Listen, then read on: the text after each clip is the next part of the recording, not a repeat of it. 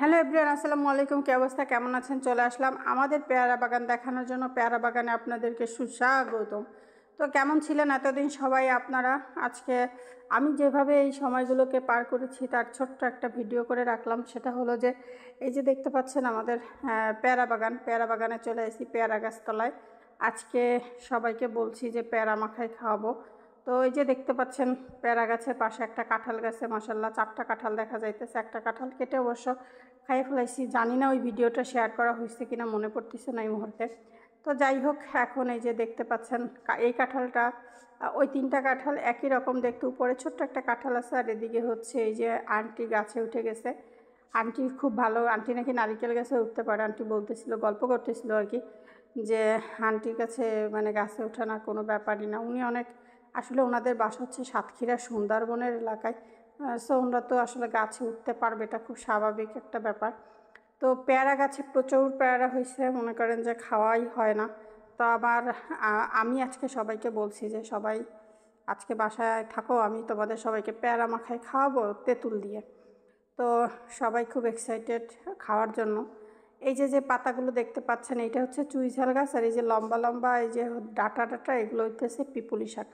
আসলে দুজন দেখতে একই রকম হইলো, আসলে তারা দুজনে কিন্তু আলাদা দুইটা গাছ। খুলনার বিখ্যাত চুইঝাল গাছ লাগাই ফেলাইছি, ইনশাল্লাহ পরবর্তীতে ওটাকে রান্না করে গরুর মাংসের সাথে খাওয়া হবে। তো যাই হোক, এখন হচ্ছে এখানে এই জায়গাটায় আমি একটা লেবু গাছ লাগাইছিলাম, বাট লেবু গাছটা এসে দেখি নাই, কে যেন তুলে ফেলছে না কি করছে, আমি ঠিক বলতে পারবো না আসলে লেবু গাছটার কি হয়েছে। তো অনেক খারাপ লাগতেছিল, লেবু গাছটা বেশ বড় হয়েছিল, বেশ স্বাস্থ্যবান ছিল গাছটা। তো যাই হোক, যেটা নাই সেটা নিয়ে আফসোস করে লাভ নাই। নিশ্চয়ই আল্লাহ চাইলে পরবর্তীতে আরও সুন্দর লেবু গাছ হবে। আমার অবশ্য ছাদেও একটা গাছ আছে লেবু গাছ, একটাই মাত্র লেবু হয়েছে। তো আমি এই যে নিচে থেকে দেখতে পাচ্ছেন, আমি সবাইকে বলতেছিলাম যে ওইখানে পেয়ারা আছে, এখানে পেয়ারা আছে, আর এদিকে দেখেন আমার গালে একটা মশা কামড় দিয়ে আমার গালটাকে ফুলে দিয়েছে। তো এই হচ্ছে ব্যাপার। আর সবাইকে আসলে দাওয়াত রইল, পেয়ারা খাওয়ার, চলে আসেন। আসলে অবসর টাইম এমনিতে কোনো সময় পাইতাম না আসলে গাছতলায় আসার, মানে পেয়ারা খাওয়ার। আর এখন অফুরন্ত সময় পাওয়া যাচ্ছে, যা শেষই করা যাচ্ছে না। যাই হোক, বুঝতেই পারতেছেন হয়তো বা কী বলতেছি। তো আমি এই যে পেয়ারাগুলোকে কেটে মানে নিয়ে আসছি। এখন এগুলোকে সুন্দর করে ধুয়ে তারপরে হচ্ছে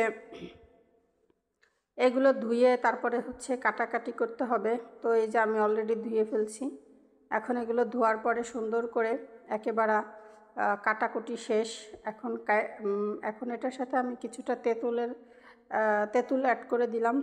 তারপরে তেঁতুলের পরে এটার সাথে আমি এখন দিয়ে দেব হচ্ছে লবণ।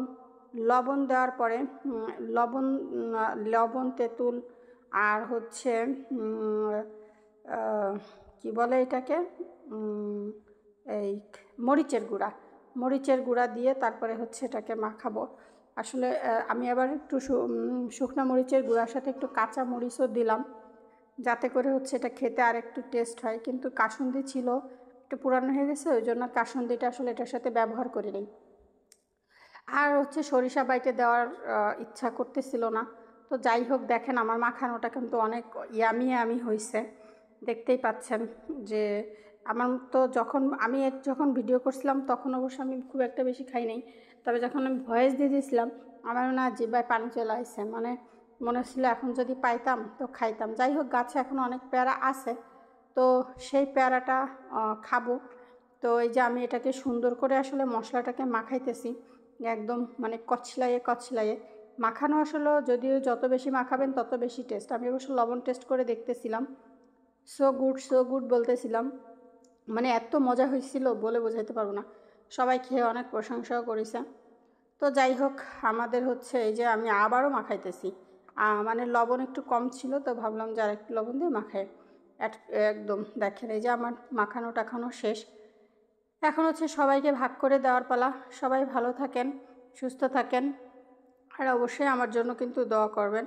আর এতদিন কে কেমন ছিল কমেন্ট বক্সে দেখতে চাই। আমার পেয়ারা মাখানোটা কেমন লাগলো, এই যে ভাগ করে দিতেছি সবাইকে, বাসায় বাসায় দিয়ে আসবো।